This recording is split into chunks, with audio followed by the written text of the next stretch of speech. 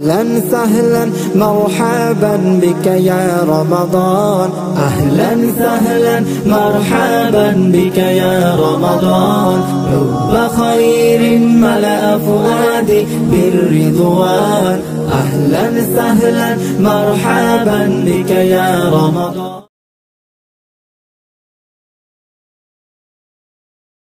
الحمد لله رب العالمين والصلاة والسلام على سيد الأنبياء والمرسلين وعلى آله وأصحابه أجمعين، أما بعد، فأعوذ بالله من الشيطان الرجيم. بسم الله الرحمن الرحيم. يا أيها الذين آمنوا كتب عليكم الصيام كما كتب على الذين من قبلكم لعلكم تتقون. وعن أبي هريرة رضي الله تعالى عنه قال قال رسول الله صلى الله عليه وسلم: صوموا لرؤيته وأفطروا لرؤيته، فإن غم عليكم فأكملوا عدة شعبان 30. رواه الشيخان رحمهم اللہ، صدق اللہ العظیم. ناظرین کرام، قبل اس کے کہ درس کا آغاز ہو، میں بطور تمہید کے ایک بات ذکر کرنا مناسب سمجھتا ہوں. سب سے پہلے ہم عرش معلی کے رب عظیم کا شکر ادا کرتے ہیں کہ اس خالق و مالک نے ہم سب کو اسلام جیسی عظیم الشان نعمت عطا فرمائی اور مجھے اور آپ کو رمضان المبارک جیسا عظیم الشان مہینہ عنایت فرمایا. اب ہماری ذمہ داری بنتی ہے کہ ہم رمضان کے اس مبارک مہینے کو بعینہ حکم ربانی کے مطابق گزاریں، جو مسائل شرعیہ کی معرفت کے بغیر ممکن نہیں ہے. اگر ہم مسائل شرعیہ کو معلوم کر کے اسی کے مطابق اعمال اسلام کو ادا کرتے ہیں تو انشاءاللہ رحمت ربانی متوجہ ہوگی، اور اس وقت جس وبا اور وائرس سے پورا عالم پریشان حال ہے، اللہ رب العزت سے قوی امید ہے کہ اللہ پاک بندوں کے اعمال شرعیہ کے مطابق کیے ہوئے اعمال کی برکت سے اس وبا اور وائرس کو پورے عالم سے ختم فرما دے گی، کیونکہ اسلام نے ہمارا مزاج بنایا ہے: قُلْ لَن يُصِيبَنَا إِلَّا مَا كَتَبَ اللَّهُ لَنَا هُوَ مَوْلَانَا وَعَلَى اللَّهِ فَلْيَتَوَكَّلِ الْمُتَوَكِّلُونَ، یعنی جو بھی مصیبت آتی ہے اللہ ہی کی طرف سے آتی ہے، اور ہر مصیبت میں ہمیں اللہ کی ذات پر ہی بھروسہ رکھنا چاہیے. چنانچہ اسی توکل علی اللہ کی بنیاد پر قرآن پاک کے حوالے سے میں ایک بات کہتا چلوں کہ جو چیز انسان کے لیے باعث غم ہوتی ہے، اللہ پاک اسے کبھی کبھی انسان کے لیے باعث فرحت و مسرت بنا دیتے ہیں. چنانچہ سورہ یوسف میں غور کیجیے کہ اللہ رب العزت نے سیدنا یوسف علی نبینا علیہ الصلاۃ والسلام کے لیے ان کے کرتے کو پہلے ان کے لیے باعث غم بنایا، جیسا کہ ارشاد ربانی ہے: وَجَاءُوا عَلَى قَمِيصِهِ بِدَمٍ كَذِبٍ. پھر اللہ پاک نے اسی کرتے کو سیدنا یوسف علی نبینا علیہ الصلاۃ والسلام کے لیے باعث برات بنایا، جیسا کہ ارشاد ربانی ہے: فَلَمَّا رَأَىٰ قَمِيصَهُ قُدَّ مِن دُبُرٍ قَالَ إِنَّهُ مِن كَيْدِكُنَّ عَظِيمٌ.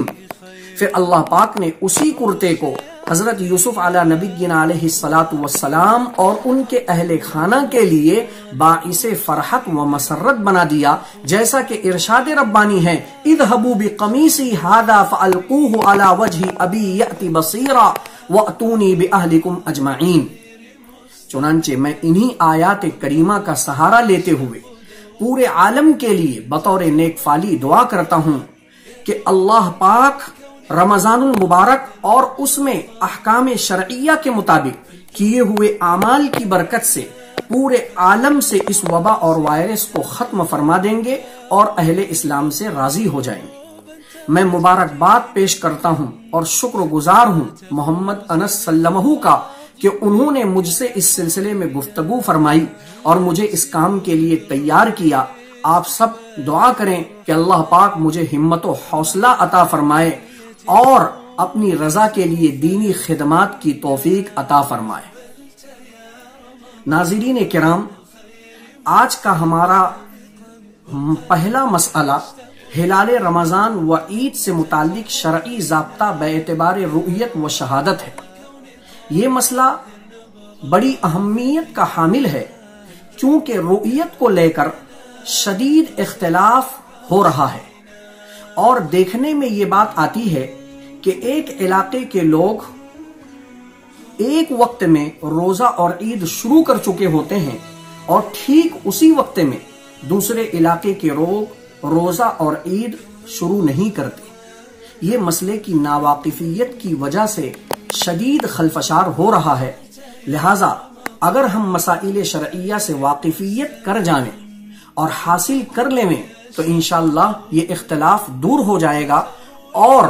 اللہ رب العزت نے ہماری ہر گوشے میں رہنمائی فرمائی ہے، جیسا کہ ارشاد ربانی ہے، اليوم اکملت لکم دینکم واتممت علیکم نعمتی ورضیت لکم الاسلام دینا۔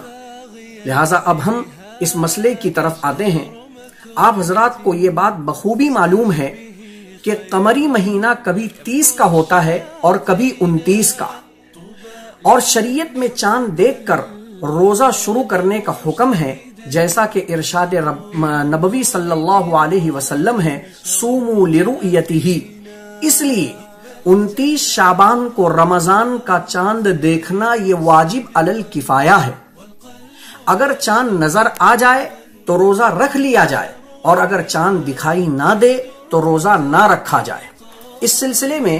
ایک بات ذہن میں رکھنا چاہیے، جس کو فقہا نے بڑی صراحت کے ساتھ میں بیان کیا ہے کہ اس مسئلے کے 2 گوشے ہیں۔ نمبر 1، اگر مطلع صاف ہو تو اس کا الگ مسئلہ ہے، اور نمبر 2، اگر مطلع صاف نہ ہو تو اس سلسلے میں الگ قسم کی ہدایات فقہائے کرام نے دی ہیں۔ اگر مطلع صاف ہے، یعنی بادل نہیں ہے، کسی قسم کی آلودگی نہیں ہے، اور کسی قسم کی کوئی اور گردش نہیں ہے، تو اس سلسلے میں حکم شرع یہ ہے کہ جم غفیر کی رؤیت یہ ضروری ہے، یعنی ثبوت ہلال کے لیے ضروری ہے کہ اتنی بڑی تعداد چاند دیکھے جس سے یقین ہو جائے کہ واقعی میں انہوں نے چاند دیکھا ہے، ان سے کسی قسم کا دھوکہ نہیں ہوا ہے۔ یہ حکم ہلال عید و رمضان دونوں کا ہے۔ اور اگر مطلع صاف نہ ہو، یعنی بادل، گرد و غبار یا تیز سرخی ہو، تو رمضان کے چاند میں ایک مسلمان کی خبر کافی ہے جو عادل ہو، لفظ شہادت ضروری نہیں ہے۔ البتہ عید کے چاند میں 2 گواہوں کا ہونا شرط ہے، اور ان کا دیندار ہونا بھی شرط ہے۔ اسی طرح لفظ شہادت یا ہر زبان میں اس کا مترادف لفظ بولنا ضروری ہے۔ یہ تو بات ہوئی رؤیت سے متعلق۔ جہاں تک شہادت کے سلسلے میں گفتگو کرنا ہے، اس سلسلے میں چند اصولی امور ذہن میں رکھنا چاہیے۔ حکومت یا مون کمیٹی یعنی ذمہ داران ہلال کمیٹی کے لیے شہادت کا اعتبار کر کے ملک میں اعلان کرنے کے واسطے 3 صورتوں میں سے کسی ایک صورت کا ہونا ضروری ہے۔ اگر ان صورتوں میں سے کوئی بھی نہیں ہے تو ایسی شہادت کی بنیاد پر عید کا اعلان کرنا حکومت کے لیے یا ہلال کمیٹی کے کسی ذمہ دار کے لیے جائز نہیں ہے۔ وہ 3 صورتیں اصطلاح شرع میں یہ ہیں: نمبر 1 شہادت علی الرؤیا، نمبر 2 شہادت علی شہادت الرؤیا، اور نمبر 3 شہادت علی القضاء۔ شہادت علی الرؤیا کی تفصیل یہ ہے کہ گواہی دینے والے حضرات ایسے عالم یا علماء کی جماعت کے سامنے بذات خود پیش ہوں جن کی احکام شرعیہ میں مہارت پر پورے علاقے یا ملک پر اعتماد و یقین کیا جاتا ہو، اور یہ عالم یا علماء متفقہ طور پر اس شہادت کو قبول کرنے کا فیصلہ کریں۔ شہادت علی الشہادت کی تفصیل کے سلسلے میں فقہا نے یہ بات صراحت کے ساتھ میں لکھی ہے کہ اگر یہ گواہ خود حاضر نہ ہوئے ہوں یا کسی وجہ سے حاضر نہ ہو سکے ہوں تو ہر ایک کی گواہی پر 2 گواہ ہوں، اور وہ گواہ عالم یا علماء کے سامنے یہ شہادت دیں کہ ہمارے سامنے فلاں شخص نے بیان دیا ہے کہ میں نے فلاں رات میں فلاں جگہ اپنی آنکھوں سے چاند دیکھا ہے۔